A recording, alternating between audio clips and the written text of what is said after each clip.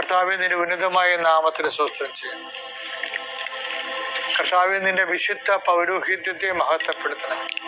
കർത്താവേ, സഭയിലുള്ള സാന്നിധ്യം പ്രകടമാക്കണമേ.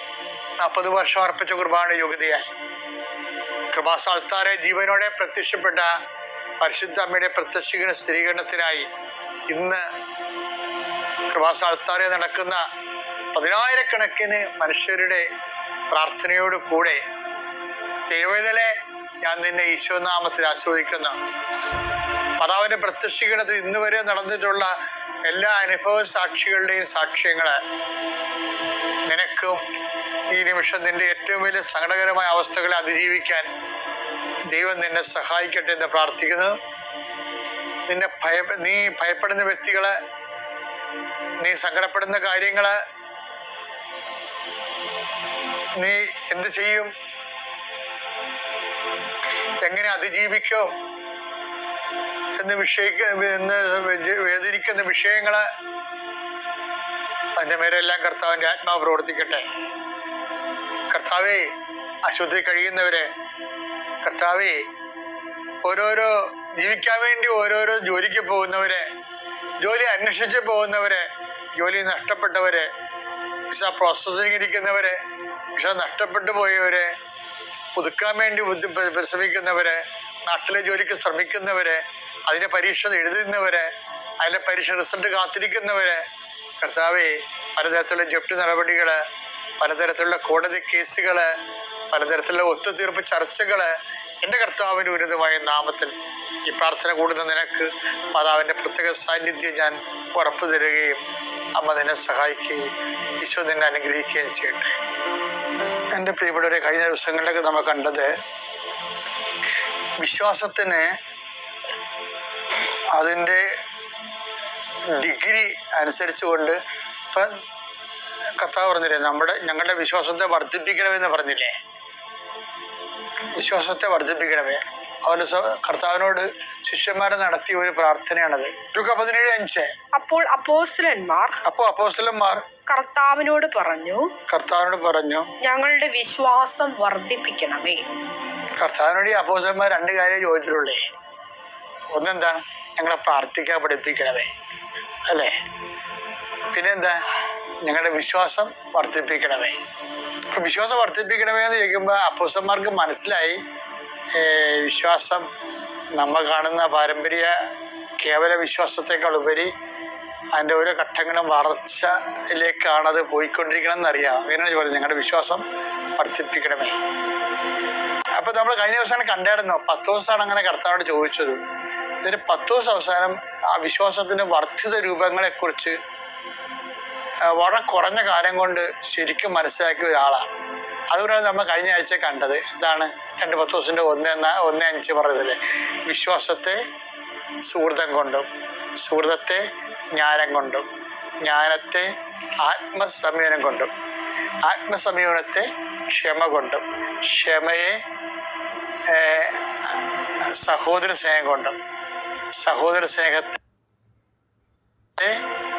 ഉപ്പവി കൊണ്ടും പൂർണ്ണമാക്കാൻ പറയും. അതാരാ പറഞ്ഞത്? വിശ്വാസം വർദ്ധിപ്പിക്കണമേ എന്ന് കർത്താവിനോട് 10 ദിവസം പണ്ട് ചോദിച്ചു. ആ 10 ദിവസത്തിൻ്റെ വിശ്വാസം പിന്നീട് വർദ്ധിച്ചിട്ട് പുതിയ വിശ്വാസത്തിൻ്റെ മുന്തിയ രൂപങ്ങളായി മാറുന്നത് 10 ദിവസം മനസ്സിലാക്കി. തൻ്റെ ജീവിതത്തിലൂടെയാണ് ഇതെല്ലാം 10 ദിവസം മനസ്സിലാക്കിയത്. അപ്പം നിങ്ങൾക്ക് സഹോദര സ്നേഹം ഉണ്ടെങ്കിൽ അതിൻ്റെ അർത്ഥം നിങ്ങൾക്ക് ഉപവി ഉണ്ടെങ്കിൽ, സഹോദര സ്നേഹത്തെക്കാൾ വലുതാണ് ഉപവി. RSV ബൈബിളില് ഇപ്പം മലയാളം ബൈബിളിൽ ഉപവി എന്ന് എഴുതിയിട്ടുണ്ട്. ഈ സ്ഥലത്ത് RSV ബൈബിളില് എഴുതിയിരിക്കുന്നത് ലവ് എന്ന് മാത്രമാണ്. പക്ഷെ യഥാർത്ഥത്തിൽ എന്താണത്? ഈ വിശ്വാസത്തിൻ്റെ അവസാന രൂപമാണത്. അത് ലവ് അല്ല ശരിക്കും പറഞ്ഞാൽ. ആ ലവിനേക്കാൾ ഉപരി അത് ലവ് പരസ്പര സഹോദര സ്നേഹം മുകളിലുണ്ടല്ലോ, പിന്നെ ലവ് എന്ന് പറയേണ്ട കാര്യമില്ല. ആ ലവ് എന്ന് പറയേണ്ട ശരിക്കും വന്നിരിക്കുന്നത് ഉപവിയാണ്. ഉപവിക്കൊരു പ്രശ്നമുണ്ട്. എന്താണ് ഈ ഉപവി അവസാനം വരണത്? ഉപവി ഉപവിയാണ് വിശ്വാസത്തിൻ്റെ ലാസ്റ്റ് രൂപം. നമ്മൾ ഉപവിയുടെ മലയാളമൊക്കെ തിരക്കി കഴിഞ്ഞാൽ ദാനം, അങ്ങനെയൊക്കെയുള്ള സമർപ്പണം, സ്നേഹം എന്നൊക്കെ ഉള്ളു. ശരിക്കും പറഞ്ഞ ഉപവി ഫലത്തിൽ ബൈബിൾ ശാസ്ത്രപരമായിട്ട് ഉപവി എന്ന് പറഞ്ഞാൽ എന്താണത്? എന്തുകൊണ്ടാണ് നമ്മൾ ഈ ഉപവിയെക്കുറിച്ച് സീരിയസ് ആയിട്ട് ചിന്തിക്കേണ്ട കാര്യം എന്ന് വെച്ചാൽ, ഈ വിശ്വാസം വർദ്ധിപ്പിക്കണമെന്ന് പറയുമ്പോൾ വർദ്ധിച്ച വിശ്വാസത്തിന്റെ ലാസ്റ്റ് ഭാഗമായിട്ട് കാണുന്നത് എന്താണ്? ഉപവിയാണ്. അതാണ് ഉപവി. നമ്മൾ പറഞ്ഞ അർത്ഥത്തിൽ ഒന്നും നിൽക്കണില്ല. എൻ്റെ കൈ എന്തായാലും പിന്നെ പുറത്ത് വരുന്നത് കാണുമ്പോൾ കാണാം. ഒതുങ്ങണില്ല, ഒതുങ്ങാത്ത സംഭവമാണ് ഉപവി. മലയാളത്തിന് വരെ വാക്കില്ല. എന്താ സംഭവം? നിന്റെ ഇടത് കൈ ചെയ്യുന്നത് വലത് കൈ അറിയാതിരിക്കട്ടെ ഈശോ പറയത്തില്ല. 6:3. നീ ധർമ്മദാനം ചെയ്യുമ്പോൾ അത് രഹസ്യമായിരിക്കേണ്ടതിന് നിന്റെ വലത് കൈ ചെയ്യുന്നത് ഇടതു കൈ അറിയാതിരിക്കട്ടെ. അതൊരു ഫിഗറേറ്റീവ് വർത്തമാനമാണ്. പക്ഷെ വലത് ചെയ്യുന്ന ഇടത് കൈ അറിയാതിരിക്കട്ടെ. അപ്പൊ അതിനൊരു കാര്യമുണ്ട്. എന്താണ്? രഹസ്യത്തിൽ അറിയുന്ന പിതാവ്. 6:4. രഹസ്യങ്ങൾ അറിയുന്ന നിന്റെ പിതാവ് നിനക്ക് പ്രതിഫലം നൽകും.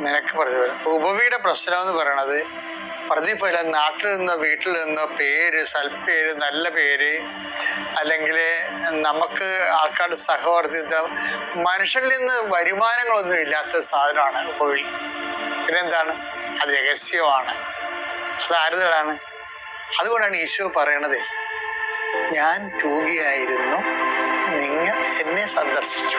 ഇപ്പൊ രോഗികള് നമ്മുടെ ബന്ധുക്കൾ രോഗിയായിരുന്നു, നമ്മുടെ അപ്പൻ, അമ്മ, ഭർത്താവ്, ഭാര്യ, കുഞ്ഞുങ്ങളെല്ലാം രോഗികളായിരുന്നു. വന്നാലും നമുക്കൊരു ബന്ധവും ഇല്ല, അഡ്രസ്സും ഇല്ല, അറിയാനും പാടില്ലാത്ത ആൾക്കാർ, അവരെയും നമ്മുടെ സ്നേഹത്തിന്റെ വലയത്തിൽ കൊണ്ടുവരണം. അതിനാണ് ഉപവി എന്ന് പറയുന്നത്. അവരെ ആരായിട്ട് കാണണം? അവരെ യേശുവായിട്ട് കാണണം. അതാണ് ഉപവി എന്ന് പറഞ്ഞാൽ അതിൻ്റെ രഹസ്യത്തിൽ അറിയുന്ന പിതാവ് നിനക്ക്. പിന്നെ ഒരു കാര്യം പറയട്ടെ, നിങ്ങളുടെ ഭർത്താവ് തന്നെ വിചാരിച്ചോ, ഭർത്താവ് നിങ്ങളുടെ ചെറുപ്പകാലത്തൊക്കെ ആശുപത്രി കിടക്കും, നിങ്ങൾ അവിടെ സോറായും പറഞ്ഞിരിക്കും, അവസാനം ക്ഷീണം തീരുമ്പോൾ കാശും ബില്ലും കൊടുത്ത് പോരും. പക്ഷെ ഏതെങ്കിലും ഒരു കാലത്ത് നമ്മൾ വെന്റിലേറ്ററിലായി പോകും. ഭർത്താവിൻ്റെ ഭാര്യയ്ക്കോ ആർക്കാരും ചിലക്ക് ബോധം കൊണ്ടാകും. അവളുടെ ശരീരം നമ്മൾ ചൂടുവെള്ളത്തിൽ ഒപ്പി, അവർ കുളിക്കാൻ പറ്റാത്ത കാരണം നമ്മൾ ഒപ്പുകയാണ്. പക്ഷെ നമ്മൾ ഒപ്പുന്നതായിട്ടോ നമ്മൾ കണ്ണീരും കൊണ്ടിങ്ങനെ ശരീരം ചൂടുവെള്ളത്തിൽ നനച്ച് ഒപ്പിക്കൊണ്ടിരിക്കുന്നതായിട്ട് ഈ കിടക്കണാണ് അറിയണില്ല. കാര്യം അവർ ജീവിച്ചിരിക്കുന്നതിനേക്കാൾ അവരെ നമ്മൾ സ്നേഹിക്കുന്നുണ്ട്. കാര്യം നമുക്ക് റിട്ടേൺസ് ഒന്നുമില്ല, അവർക്ക് ബോധമില്ല, നല്ല വാക്ക് ഒന്ന് നമ്മുടെ മുഖത്ത് നോക്കി പുഞ്ചിരിക്ക പോലും ഇല്ല. എന്നിട്ട് നമ്മൾ ചെയ്യണം. ആരാണ്? അപ്പം ഞാൻ രോഗിയായിരുന്നു. അതിനാണ് ഉപവി എന്ന് പറയുന്നത്. ഈ ഉപവി എന്ന് പറയുന്നത് നമ്മൾക്ക് ഡയറക്റ്റ് വരുമാനങ്ങളൊന്നുമില്ല, ആനുകൂല്യങ്ങളൊന്നുമില്ല, മറിച്ച് രഹസ്യത്തിൽ അറിയുന്ന പിതാവ് നിനക്ക് പ്രതിഫലം നൽകുന്ന പ്രവർത്തനമാണ്. ശരിക്കും പറഞ്ഞാൽ 1:10 വരെയുള്ള അവസാനത്തില് വിശ്വാസത്തിന്റെ വർദ്ധിത രൂപങ്ങളിൽ പറയുന്ന ലാസ്റ്റ് പറയുന്ന ഉപവി എന്ന് പറയുന്നത് സ്നേഹമല്ലാതെ, സ്നേഹത്തിനേക്കാൾ വലുത് ഇങ്ങോട്ട് റിട്ടേൺസ് ഭൗതികമായിട്ട് ക്യാഷ് ആൻഡ് കൈൻഡ് ഇല്ലാതെ, ഒരു പുഞ്ചിരി പോലും ഇല്ലാതെ അതിനെ ക്രിസ്തുവായിട്ട് കണ്ടുകൊണ്ട് ക്രിസ്തുവിൽ നിന്ന് നിത്യതയെ കിട്ടുന്ന റീഫണ്ടിനെ ഉദ്ദേശിക്കുന്ന കാര്യങ്ങളാണ് ബൈബിളിൽ ഉപവി എന്ന് പറയുന്നത്. അങ്ങനെ ഒരു കുറച്ച് സെറ്റെങ്കിൽ നിങ്ങളുടെ കയ്യിൽ ഉണ്ടാകണം, നല്ലതാണ് കേട്ടോ. എല്ലാത്തിനും നല്ല പേര് സൽപ്പേരും മേടിച്ച് ഗുഡ് എന്നൊക്കെ പറഞ്ഞു കാണുന്നത് കാര്യമില്ല. ഒരിക്കലും ഗുഡ് കിട്ടാത്ത കുറേ ആൻസർ പേപ്പർ നമ്മുടെ കയ്യിൽ ഉണ്ടാകണം. നമ്മൾ ഇംഗ്ലീഷ് മീഡിയത്തിൽ കുഞ്ഞുങ്ങളെ കൊണ്ട് ചേർക്കുമ്പോൾ തന്നെ എനിക്ക് ഗുഡ് കിട്ടിയത് നമ്മൾ പിള്ളേർ വരാൻ കണ്ടില്ലേ.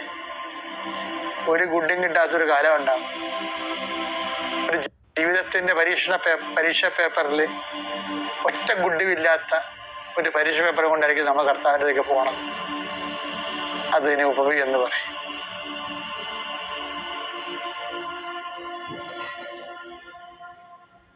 അത്യപൂർവ ദൈവാനുഭവങ്ങൾ ഇനി നിങ്ങൾക്കും സ്വന്തം. ഈ യൂട്യൂബ് ചാനൽ ഇതുവരെ സബ്സ്ക്രൈബ് ചെയ്തിട്ടില്ലെങ്കിൽ ഇപ്പോൾ തന്നെ സബ്സ്ക്രൈബ് ചെയ്യുക. ഈ വീഡിയോ ഇപ്പോൾ തന്നെ നിങ്ങളുടെ സുഹൃത്തുക്കൾക്ക് ഷെയർ ചെയ്തുകൊണ്ട് കർത്താവിൻ്റെ പ്രേക്ഷിതരാകുക.